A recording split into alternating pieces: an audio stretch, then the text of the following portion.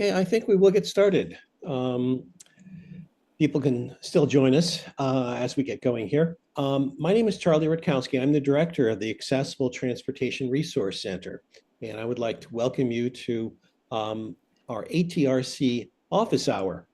And there has been a bit of a pause in our activities, but we are rebooting office hours, and hopefully we will have a series of office hours around this day of the month, moving forward into the future. So next slide, please.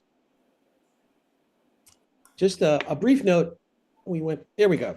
Just a few brief notes about the Accessible Transportation Resource Center. This is a center that was created by the Department of Health and Human Services Administration for Community Living 3 years ago. And our work is in promoting accessible strategies, transportation strategies for older adults, persons with disabilities, and their caregivers, as well as others in their support networks. There are 4 primary activities in which we are engaged. We have a website, the ATRC website, where you can see a variety of resources on accessibility and inclusive transportation planning. We have established a community of practice with 4 teams from around the country that are working together and within their own teams to explore creative solutions to the challenges that they're encountering in terms of accessibility. We also have the National Accessible Transportation Accelerator Network, or the NATAN network, which is comprised of about 1,500 individuals and organizations. And basically, this is our portal for dissemination of information. And the NATAN is open to new members. We're always welcoming anybody who has an interest in any way about transportation accessibility. And we also provide technical assistance to communities that might want to, that are facing some kind of unique challenge or obstacle and are looking to overcome it. So that's the intro for ATRC. And I want to introduce Mike Pugh. Mike works for BraunAbility, and he will be hopefully educating us a little bit, giving us a little bit background on some of the technologies and devices that his company produces. So Mike, it's all yours. Okay, can you hear me okay? Yes. All right, so I struggled a little bit with the content. Originally thought that it would be most interesting to talk about, Uber, Lyft, paratransit, where they're applicable, and then divide that between consumer applications, public transit, commercial applications. And the more I put together on that, it just started to seem kind of boring.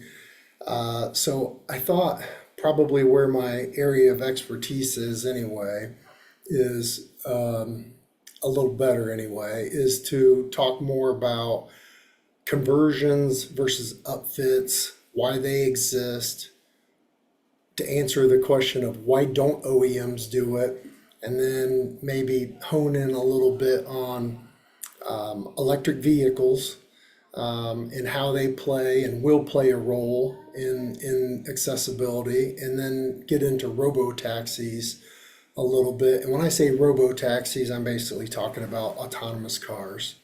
So we'll just keep going here. This is a slide I actually have used before, and I like it because it does highlight the issues across the board with transportation in general. But I love the statement at the top is the fact that, any one of us, ambulatory or not, or, at any given time could be the next person that has trouble getting an Uber to arrive in a decent amount of time and take us to wherever we want to go and just disrupt your daily life. So it's kind of impactful in that way. So I just wanted to include this. And as we go here, just ask questions as we go. I'll do my best to answer anything you got. Why we do it, why are we this group, why are we formed for accessible transportation? I mean, there's a million reasons. It's just the right thing to do. And I've listed some here, but we're not going to talk about that at all. That's part of the research ATRC is doing anyway. So we'll move into the vehicles. When I'm talking about small vehicle access, I'm mostly talking about minivans, crossovers, full-size vans when it comes to paratransit. That's on the consumer side. And on the commercial side, it gets more into some bigger vehicles. It still is, has minivans, the vans, but then you move into some bigger cab chassis and then on into buses, public transit, school buses. Now, the difference would be in most commercial applications, in most cases, they have to meet ADA compliance standards. So there's lighting and color contrast and ramp widths, ramp angles, that type of thing. On the consumer side, you don't necessarily have to meet all that stuff. In fact, you don't have to meet any of it. And something that's interesting, there is really no such thing as ADA police. So you got, us, there's other people out there, a lot of them that are doing conversions, but I always found this interesting is most changes happen not because the government or regulation, that would be the best way to do it, but it comes via activist groups. So it would be somebody like us, like our group ATRC, pointing out that hey, the percentage of this vehicle fleet needs to be higher. Hey, this particular vehicle doesn't meet ADA requirements, and then legal lawsuits usually follow, and that's what drives change. It's kind of sad, but that's the way most of the time it happens. So we'll keep moving. If anybody's got any questions, just stop me. So this is all part of like a bleak picture I'm going to kind of paint as far as accessibility. I think we all know the role they typically play, both consumer and commercial. Whether there's enough of them, whether they show up fast enough, that's a whole nother topic, and we can talk about that too.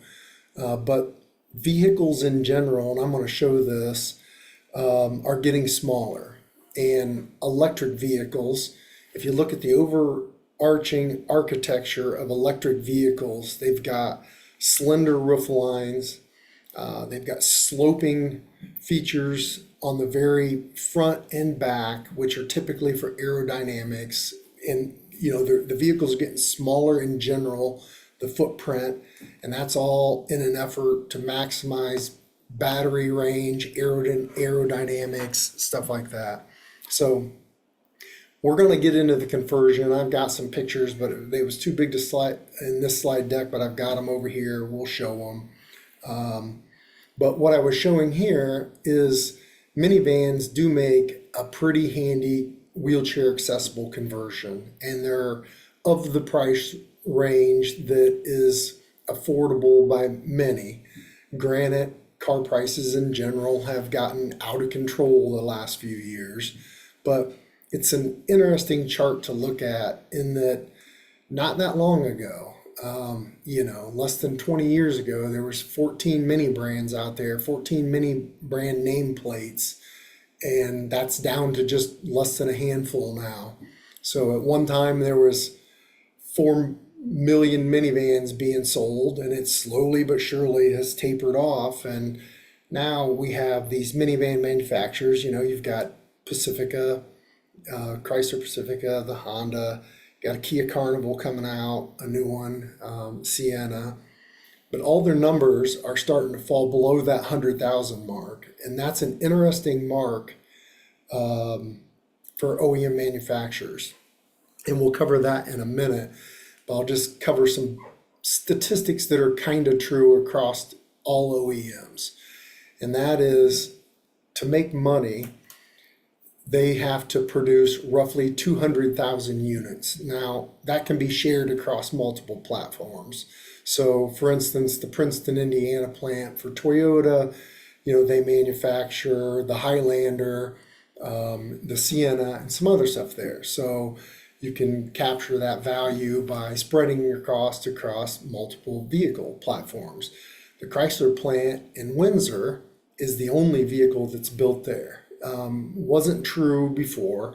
I know they're trying to shift capacity there through the electric Charger and the electric Challenger. How they intermingle those platforms on the same production line, I don't know, and maybe it won't be. It'll just be shared value by having two different production lines there. But so once you fall below the 200,000 and you get to the 100,000 mark, normally that's when you'll see a platform stabilize and you won't see many changes. Typically, you would see new model year vehicles come out every 5 to 7 years. So let's just say 2008 Chrysler minivan came out. You could expect one usually by 2013, 2015. But when volumes are low, they'll try to monetize that tooling by stretching the nameplate or the model year out longer. So they'll run 7 years, 10 years, and they'll watch the numbers. And then as the numbers creep down, when they start hitting the 70,000 mark, that's when they start to consider pulling the plug on production. So the picture I'm trying to paint is that all the minivans are at or below 100,000 now, and they've been around a long time. But there is talk of refreshes, and do I think they're going away anytime soon? I don't. I think they're going to be around. They still have a purpose. The tooling's been paid for, but it's not a super sunny outlook for them either. So that's a little bit on minivans. So then we'll talk about, let's just jump into EVs a little bit.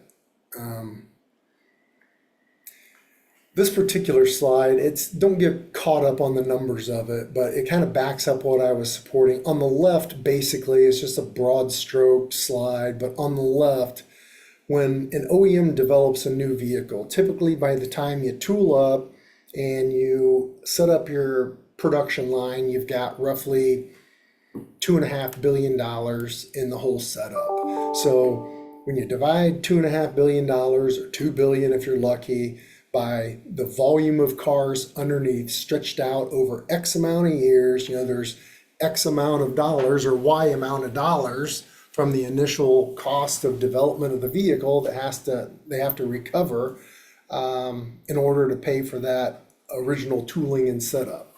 So where I'm headed with all of this is that I get asked all the time, why don't OEMs just create wheelchair accessible vehicles themselves? Why does BraunAbility even exist? Aren't you scared you're going to be out of business tomorrow?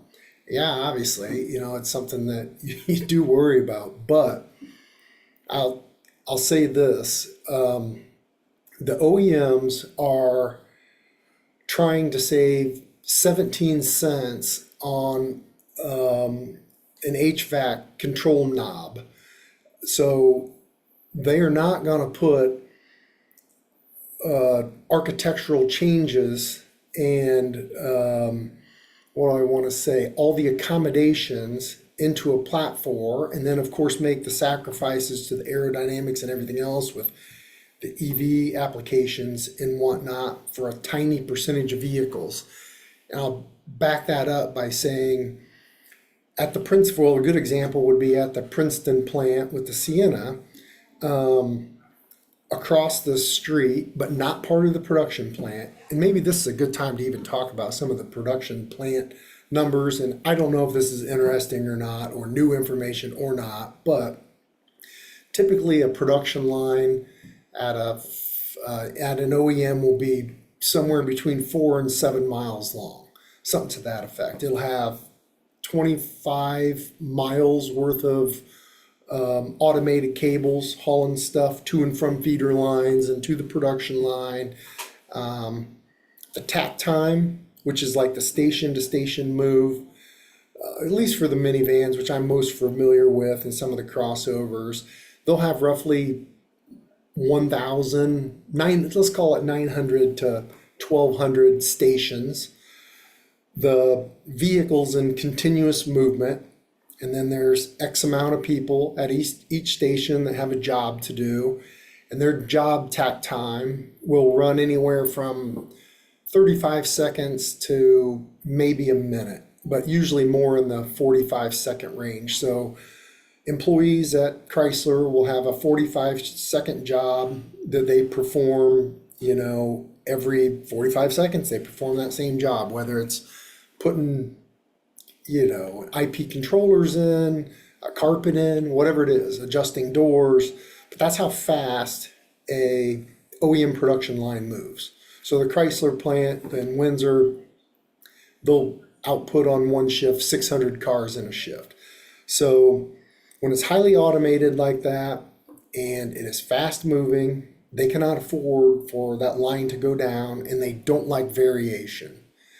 So that's where somebody like us, and there's a lot of us out there, that if you looked at a bell chart, the OEMs want to tackle this middle part, the majority of the bell, and then the tails are kind of left, for aftermarket converters, to be honest. So back to where I was headed with that original story is the Siennas will come off the production line, and let's just say they get an upgraded radio or CB or even aftermarket looking, some of the accessories you can put on them anymore. They do not do that on the production line. They pack those up, they haul them, a half mile away to a separate facility that station builds those individual accessories that are added on, and they're bolt-on accessories. So your first tendency is like, well, why don't they just do it online? Well, because it takes 3 minutes and there's nowhere to fit that online, and it disrupts and it causes problems. So that's kind of why these aftermarket conversions exist.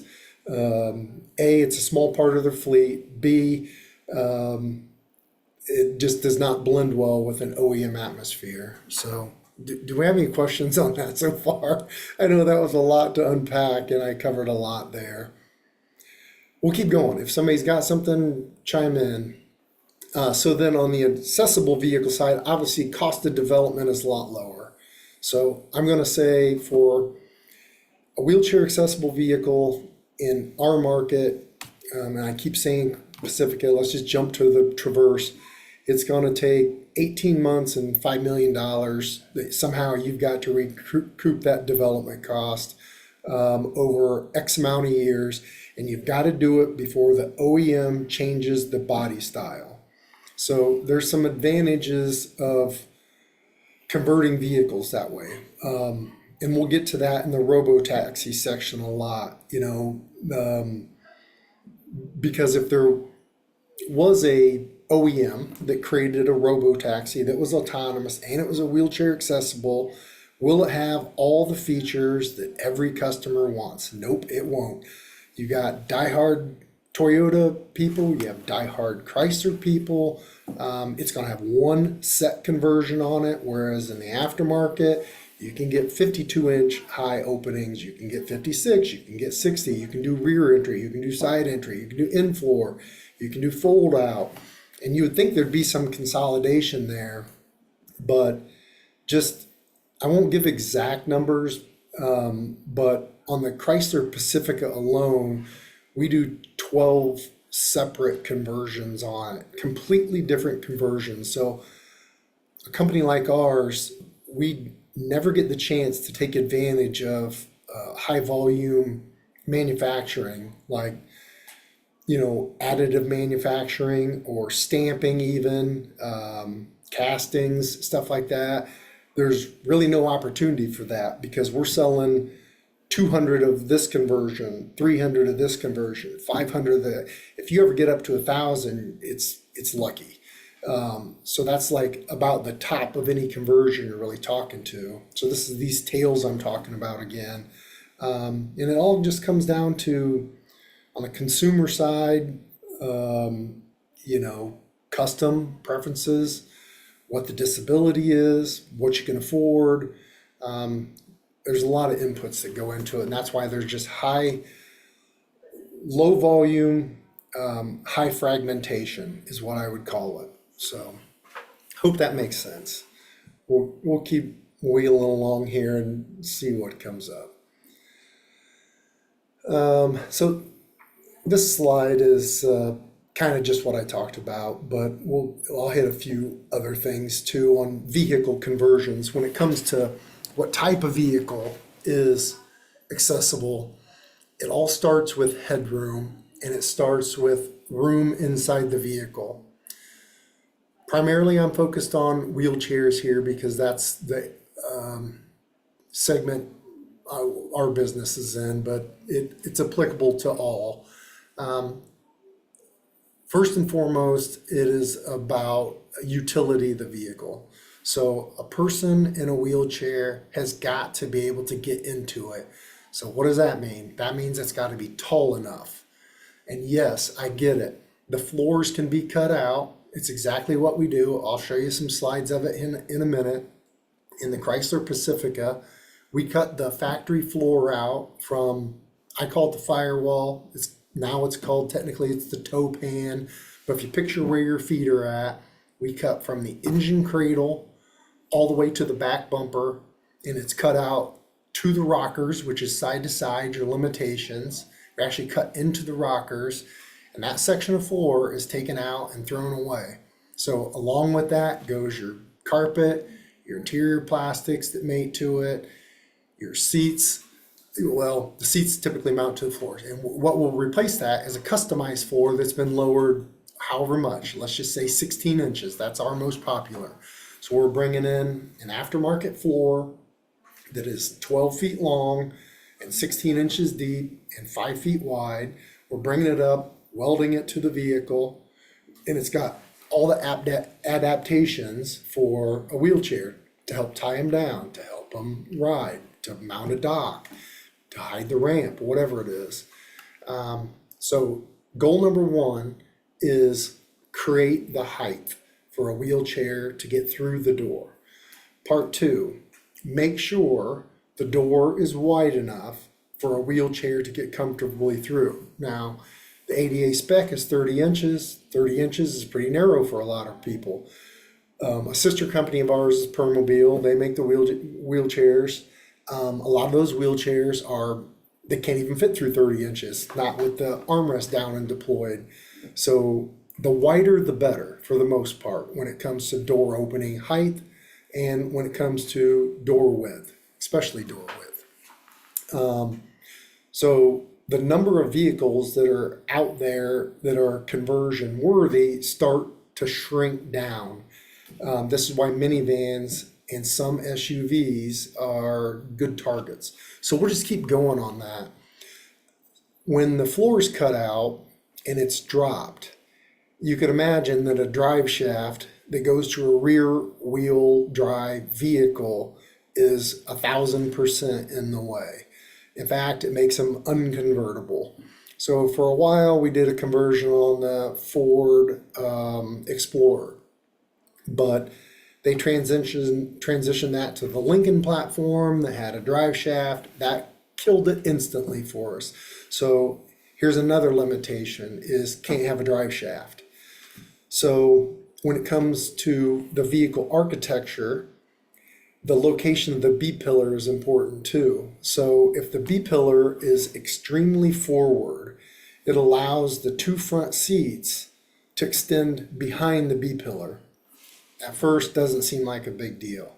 Well, it is a big deal if you're in a wheelchair because the front seat that extends into the opening blocks the wheelchair from getting in. So here's another feature. Any vehicle with a B-pillar that extends in front of the front seats is sort of out. Anything with a drive shaft, definitely out. Anything with a swoopy back aerodynamic hatch is out for rear entry because you need that same headroom and you need to be able to get into the vehicle. Suspension plays a big role. I'm building up to something here, so bear with me, but suspension plays a big role. Back in the day when they had the good old solid beam axle and it was small. You could work around it or at least cut to it for rear entry. You could make the tub go up and over it. Now everybody is switching to the McPherson struts in front, and they're going to the highly complicated independent rear suspensions in back that intrude into space that could otherwise be used for a wheelchair. So if you look at these aftermarket conversions, you're going to see on the majority of them, there's been some type of suspension modification. I'm not talking about, oh, well, we cut out the mount and we're just mounting it to a new spot. It's usually entails, new aftermarket trailing arms, suspension links, swing links, toe links. They're significant modifications. And we'll keep going on that subject. But obviously the electrical architecture plays a big role. Cybersecurity is starting to play a big role because these CAN networks are secure now. So aftermarket converters like us have to work tight with the OEM so we can get on the CAN bus so we can control messages. And I'll explain why. In the wheelchair accessible conversion itself, the wheelchair passenger can ride in the back, they can ride in the middle, or they can ride in front.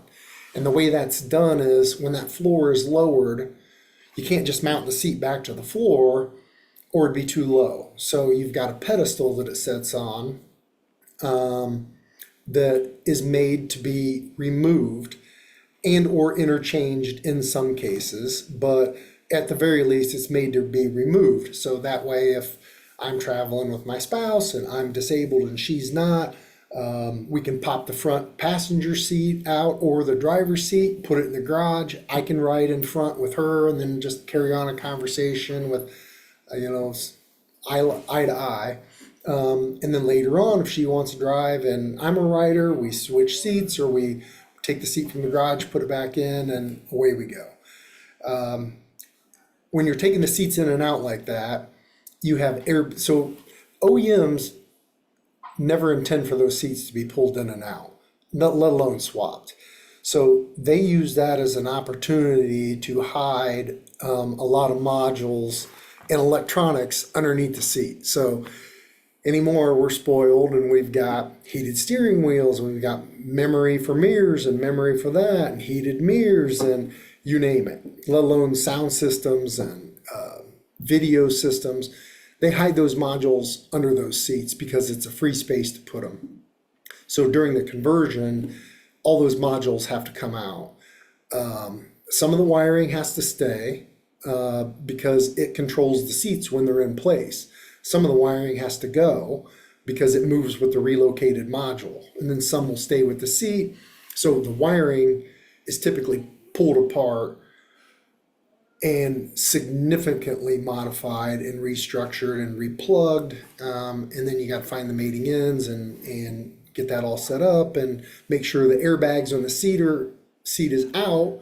Airbags still operate, because if I'm sitting there in my wheelchair in the front, I still want the seat airbag to work just like it worked when the seat was in. So I'm just trying to lay the foundation for the conversion and how complex they can get and why there are a limited number of players that do it, how small the volume is, because this is leading up to electric vehicles. I know people are excited about them. We're excited about them. It does away with the drive shaft. So now all of a sudden the mystery of the rear wheel drive vehicle, all of a sudden those can come back into the conversation. Here's where the battery is not helpful. So the OEM floors will typically be roughly 10 inches thick, call it. They've got sound deadening. They have curvatures for, different members to pass through, you name it. For whatever reason, the entire floor is not that thick, but certain sections of it are. So when aftermarket converters cut that out and replace it, they thin it down as much as possible. We're talking about a couple inches, because that helps you gain headroom. Then your additional headroom is gained by lowering the floor, but when you do that, you lose ground clearance. So now you have to raise the vehicle back up to get acceptable ground clearance. What acceptable is that that's a separate conversation. But it's lower than OEM. Everybody knows that, that's seen a aftermarket converted vehicle. So the problem with batteries is they are typically 6 to 8 inches thick. They've got a penthouse that is basically the control system for it, that is either on the front or the back or both, that is always thicker. They have cooling systems that go with them. They have intelligence. They've got battery monitoring systems. And the battery, range anxiety is obviously one of the biggest inhibitors to electric vehicles. So OEMs are making these batteries as big as they can. They literally go from rocker to rocker, and they'll go as back to the rear axle and up to that toe pan area that I'm talking about before. So typical batteries will be 5 feet wide, 9 feet long, 6 to 8 inches thick. Voltage wise, they're 400 to 800 volts. That really doesn't affect anything we do. But that additional thickness has got to be added back to the thickness of your floor. And now, normally in an ICE conversion, when that floor is dropped, there's a relocation of the fuel tank, because the fuel tank will not fit under that lowered floor section. That used to be the biggest concern. On electric vehicles, there's no more fuel tank, so the concern with the tank goes away. But the protection of the battery from the side impact testing becomes crucial now. So did the responsibility drop at all? No, it didn't. It transferred from being situations that deal with the fuel tank to situations that you have to deal with the battery. So we're talking about, in most cases, the side pull testing and side impact testing. So batteries in general are very unaccommodating to wheelchair conversions, because if you can picture the lowered floor gas vehicle I'm talking about earlier, the lowest part of the vehicle is the exhaust. It's an aftermarket exhaust. So if something happens and it's either an abnormal curb height, or you hit something on the road, or it's a departure angle issue, you've got exhaust problems. You've damaged your exhaust, you got to get it fixed. You go to an exhaust shop, you get it fixed. It's pretty straightforward how to do it. But batteries in these vehicles cost $20,000 to $25,000. So you went from a $700 exhaust, was the lowest item on the vehicle that is subject to damage, to a $25,000 battery that somebody is going to have to eat the price of. So aftermarket converters like us are super sensitive to get that battery back up as high as you can, preferably back to OEM ground clearance, so that it could potentially be covered under warranty in the event anything were to ever happen to it, and to make sure that whatever the production impact strategy was to protect it, and it's usually in almost all vehicles, it's like these coils. It kind of looks like, if you can picture how cardboard looks, it's very similar to that, but they make it out of aluminum. It's just crush zone on either side. So you extend that down, protect it the best you can, do like a cow catcher in front to protect the battery.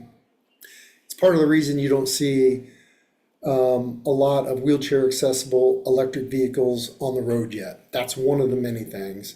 There will be someday. They're coming. We've got a few. I'm sure everybody's got a few that they're prototyping, but they are very difficult to convert. I rambled on forever about that. I feel bad. Any questions on that? All right, I'm going to keep going. Just chime in whenever. If you see anything of interest, just let me know. I should have talked a little bit about step-in height too. Step-in height and ground clearance go hand in hand on full-size vehicles. What I'm calling full-size vehicles, like a Mercedes Sprinter, ProMaster, Ford Transit.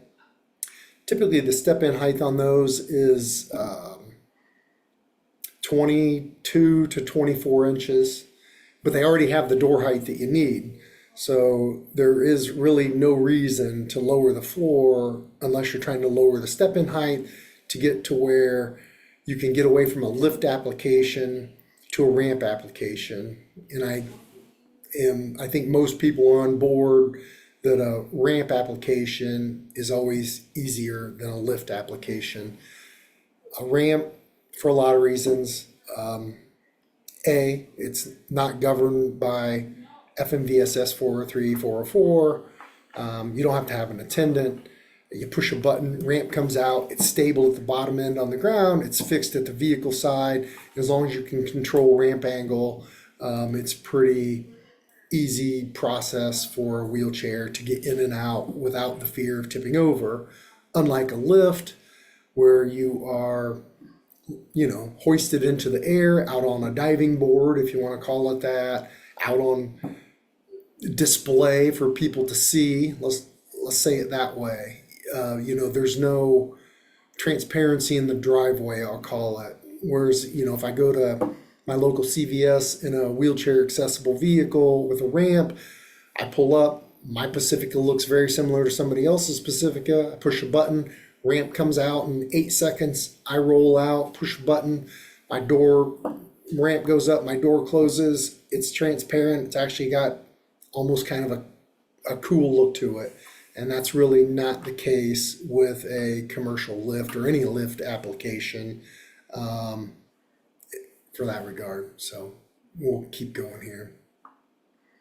This slide, I was just showing some of the aftermarket stuff that people can put on. This is essentially, I just want to show a couple electric vehicles, and this is back to the conversation of super slopey front aerodynamics on the front end, which makes this door headliner impossible to get into. The footprint is small, super slopey rear hatch areas that make them impossible to convert when it comes to rear entry applications. The wheels are starting to encroach on the door openings. So obviously, if you were to cut this door open or open this vehicle and try to modify it by cutting it, you can only go back this far because of the wheel aperture. So you're limited on door space. So I just wanted to kind of show that. And then autonomous vehicles, I guess we'll just jump to that. I've got a slide of all the people that we've worked with that have went bankrupt or have gone out of business at the very least. A lot of people are trying it. I know it's the holy grail of wheelchair accessibility. Again, I'll say that it's highly unlikely that they take on the 0.5% of their production line that would be upfit or modified for accessibility. It's probably got to be handled by aftermarket converters, but that's yet to be seen. There are some autonomous vehicle manufacturers that are, I call them robo-taxis, toasters, but they all have that toaster look. They're big, they're more, you can't hardly tell which is the front and back end of them. Obviously, that would make a very good wheelchair accessible vehicle. There's been some people attempted. Cruise was the latest one. Obviously, we did a project with them on the Cruise Origin. We built a handful of them. They were out and about. There's press releases, so it's nothing confidential. You can look them up. But they got $8.5 billion deep into it and just couldn't get it launched. And next thing you know, it's over. So there are people out there still working on it. Someday they will be available. I know there's trials out there now going on. So someday, I don't know, I don't even have a good feel for when it'll be, but I know that's something that, like I say, is kind of the holy grail of transportation at some point. This was just to help explain kind of the process, but we already kind of talked through this of how somebody like us operates. We're treated as a fleet dealer. So it essentially means we have Doesn't matter who the manufacturer is, but we've got a couple thousand vehicles setting out on the lot that's unconverted. People can bring their own. You can go to your local dealership, buy your own, send it, have it converted. You can send in used vehicles, have them converted. You can choose from the ones that we've got on the lot, have them converted. But typically, they will come directly. This is not always true, but a lot of times they will come direct from factory production. They won't go to a dealership first. They come directly to us because we're treated as a dealer.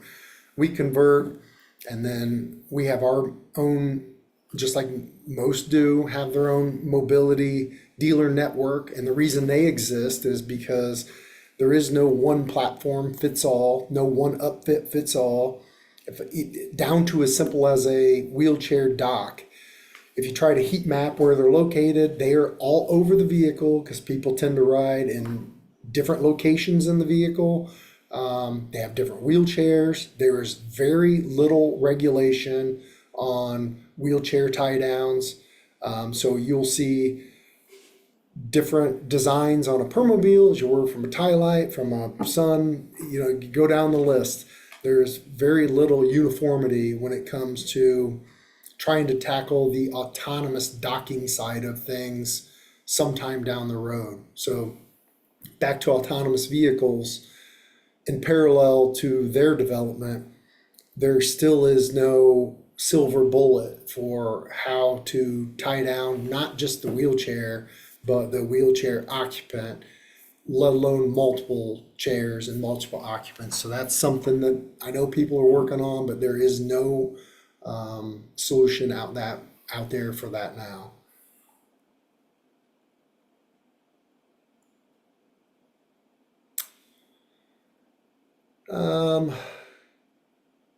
Yeah, it's kind of just more of the same. Any questions yet? Somebody give me something. All right, I'm gonna jump slides here real quick. Share screen 2. Share. Hope you can see that all right.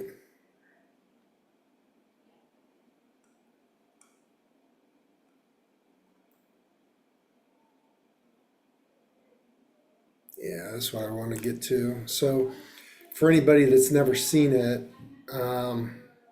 this is, I don't know if it's a Toyota Pacifica, what it is, but this is what a minivan looks like 5 stations into our production line.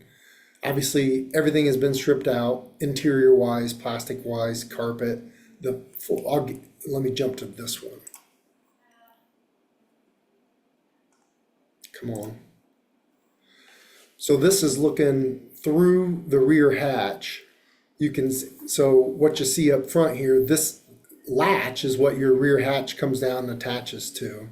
So the entire floor has been cut out up to the firewall. This is 5 stations in.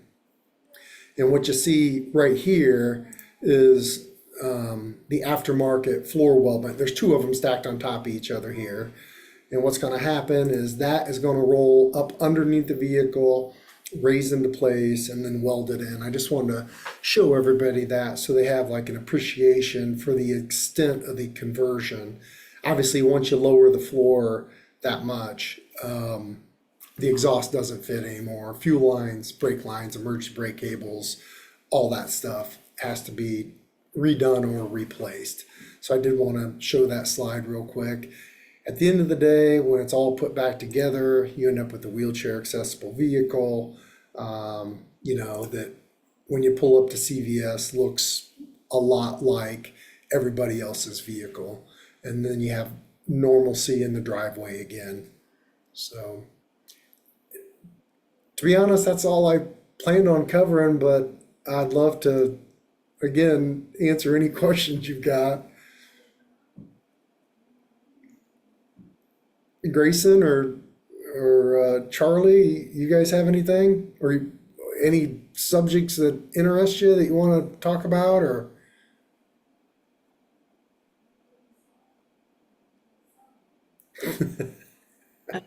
Kevin, looks like Kevin, you have your hand raised. If you want to unmute yourself, you can go ahead and do Yeah, that. I was wondering, with respect to doors and wheel cuts, has some version of a gull-wing door been considered? That's an awesome question. I love that. I love it. Yeah, I know other people have done it, and we did one Sienna we did with a gull wing, and I'll tell you the problem that we ran into with it was that you still have to do the 206 door testing. So it's very important that, that somehow you got to latch the thing. So you're trying to hinge it from the top, and it's heavy. It's got the windows. It typically has speakers in it. As you run into problems with that. And then lifting that much weight using the upper rail requires some substantial structure. I'll say that. Is it undoable? No, it's doable. But here's the problem, is that almost all vehicles, because of airbag regulations, run an airbag from this lower B or A pillar, and one single bag typically will run up along the headliner, along clear back to the D pillar. So the hard part is working around that airbag and making sure it still deploys when you put all your structure up there. And like I say, trying to retain speakers and window control and all that is very difficult, and it didn't make much sense. Now I know there's some pickup manufacturers, ATC and some others over in Fort Wayne, ATC and I can't remember the name of them now. Either way, they do a gull wing. One of them does a slide out mechanism, and it's massive. It's huge. So it does now. I've heard and we have tried it. We've tried to make the door swing down as the ramp, but they always have like a natural arc to them, and you're always trying to get the ramp as low as possible. And there's glass to deal with. So that doesn't work very well either, trying to swing it that way. There are more opportunities in like a cutaway or a panel van where there's no door and you can create your own. So we have, and I've seen other people put in aftermarket doors. Either you buy them from a tier one, or do your own plug door, plug style door, bus style door, and now, we're working on a concept now that I will show in a future presentation that's going to be unique. So yeah, doors get a little bit tricky sometimes. You want to retain the factory doors and mechanism and cinches as much as you can because it saves on cost, it saves on warranty, it interfaces with the OEM remote still. So that's a good question. Thanks.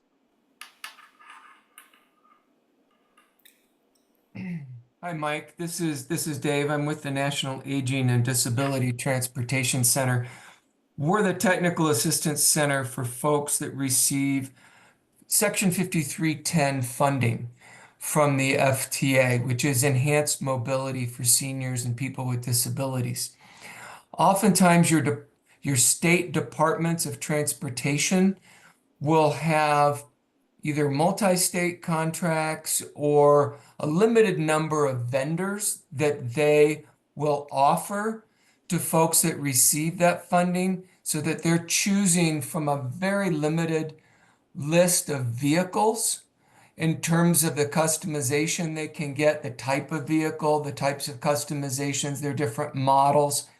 I'm wondering from your perspective as one of these vendors, how that process works.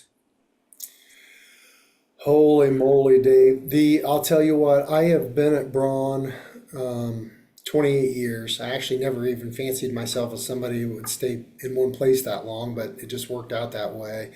And, I've always been on the engineering side of things, always on the design and launch process side of things, and never really on the finance and state bids and stuff like that. I, Okay, to be honest, I can find you that answer. You email me separately and I can okay, find it for you, but I don't, I would be taking a wild guess trying to, sure. yeah. Sure. No, I was just curious how that, because your data on how expensive it gets when you customize, I understand. But I think the goal is if they can group some of these and narrow the selection, it might bring costs down a little bit. And so I was just curious how that worked. Yep. And to your point, a rear entry conversion is way less expensive than a side entry conversion. On a rear entry conversion, you're not you're not interfering with any of the wiring, so all those problems go away. Exhaust, yes, you got to get around the rear spin. Fuel tank stays in the factory position. If it's a hybrid, the hybrid battery stays in the factory position.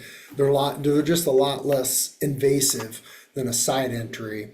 A side entry basically gets in a lot of cases, considered a final stage manufacturer because of the extent of content that is actually cut out and replaced and blah, blah, blah. So when it comes to pricing, rear entries just notoriously, because of their invasiveness, a lot cheaper than side entries.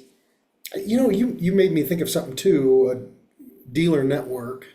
It's not like these things are, like I was saying about the fragmentation, and then the customization at the end user level is so high. There are people, manufacturers, that are able to sell direct. We don't. We still rely on the old fashioned brick and mortar because of the high level of customization at the end user, like at the point of the end user, for tie downs and controls and driving aids and whatever else is needed. I should have probably mentioned that earlier. Mhm. Thanks. Yeah, good question, and I got a poor answer for you. It's all right. Mike, I've got two somewhat related questions. In the aftermath of the pandemic, we heard a lot about supply chain issues that impacted delivery times. Is that still an issue for you? And also, somewhat related, will the upcoming tariffs impact delivery times and availability and possibly price of vehicles? So I'm going to tackle the tariffs first. We talk tariffs every day. So I'm technically in R&D now. So for the years I was talking about being there, I was in a facility 2 hours where I grew up, doing design development. Now I work strictly on electric and autonomous vehicles, but part of my job is keeping track of future trends, where we're headed, what's happening with OEMs, who's partnering up, who's not, what part of it, Charlie, to get to your point, because I'm blabbing on, is how are the tariffs going to impact us? So Stellantis obviously produces the minivan in Windsor. The ProMasters produced in Saltillo, Mexico. Other platforms, Ford, St. Louis, or in Missouri. But yeah, to answer your question, the Cliff Notes version, yes, vehicles are going to get more expensive. If there's a tariff, it's just going to get passed on. It's the only, and you can listen to Autoline, automotive news online, and see what the OEM's different strategies are. Like Farley is saying for Ford that if there's a $6,000 tariff, they will eat half of it, pass half of it on. I find a hard time believing that they're going to eat $3,000 worth of margin on their side, but that's, maybe he said it just for stockholders. I don't know, but yeah, tariffs, and you know how the political environment is right now. The one person can get on TV and make a statement and tariffs change tomorrow or a month from now, whatever it is. But yes, if there are tariffs, they are definitely going to be passed on. And then back to the whole COVID thing. Yeah, obviously we got lucky, to be honest, on that. So the way our production line works is if you have enough orders, let's just say we have 3 production lines, all in one building. Let's just say they're running 25 units a day, tack time, 25 times. So there's 75 a day. When there's a high influx of orders, you're just building units that are sold. So they've got somebody's name on them, you know what goes on them, and build them, ship them, done. It hit us at a time when there's a downtime and there's not a bunch of orders coming in. You can't just send a bunch of people from a production line home. So your takt time remains the same. So you just keep building. But what you build is items and vehicles that are popular. So at the time when it hit, we end up having, 1,000 pre-built converted vehicles that were in stock, ready to go. So we were able to weather it pretty good. But that whole thing was a catastrophe because on an assembly line, I know you guys know how it works, but if component X, I keep saying that, but component Z is missing, and say it's a muffler, it depends on what it is, but you can continue to build. But there are some items that are critical that might be buried into the structure that stop the production line. So we would start production line, stop, start, stop, and it was bad. We'd send people home for 2 weeks at a time, and then they come back and fire back up, and then, they're off for a week. And we try to keep them on, payroll, so they're around. You get the same group that comes back, so you don't have to go through all the training and everything again. But the pandemic was awful for anybody that's trying to do assembly line production on a high tack time. So I'm glad it's over. It's over now. I don't see any effects of it anymore. But it was rough.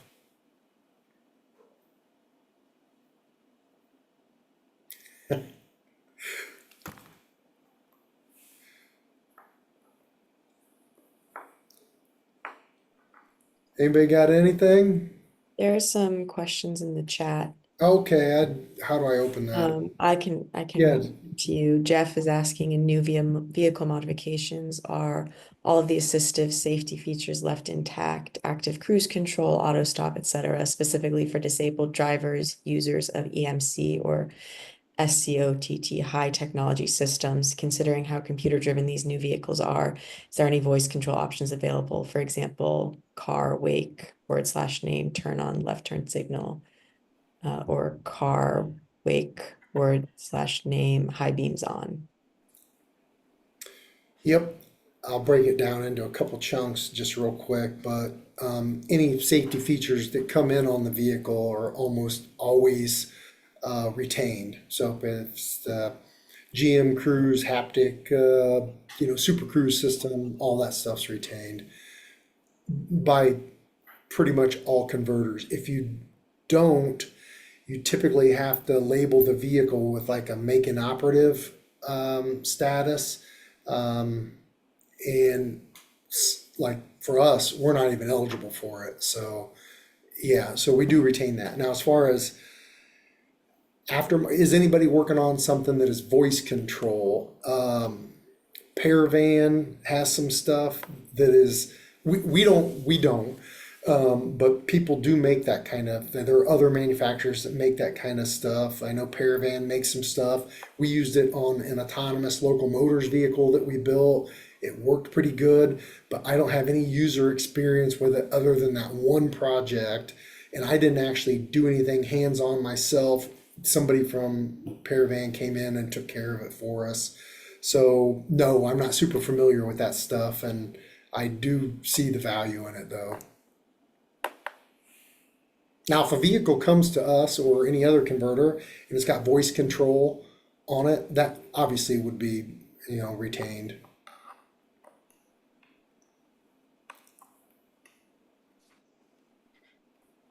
Anything else in the chat? There was one more question asked, is there funding or grants available to help individuals with disabilities to get wheelchair ramps or features added to their vehicles? How and where do they apply for funding? So I can get this answer, but I'm not the best to answer. I will say yes. I know there are certain states, I know Texas, Ohio are excellent at it. And there are VA programs and whatnot, but I don't honestly know how that applies to the masses. I'm kind of separate from that leg of the company, and I just don't have a good answer. Somebody here knows the answer. I don't. I can find it though. Holly, we can get some information to you, and it really is based on where you are. Okay, we are about out of time. We are out of time. Mike, thank you so much. Very informative. Appreciate a lot of technical stuff that I was not aware of, and I hope it was a learning experience for everyone. Um, um, Thank you for all of the participants. Good questions. If you have any follow-up questions, you can get them to us. We'll pass them along to Mike, and between Mike and the ATRC, we will try to answer your questions. So thank you so much, and join us again for an ATRC office hour. Thanks for the opportunity, Charlie. I appreciate it. See you guys later. Bye.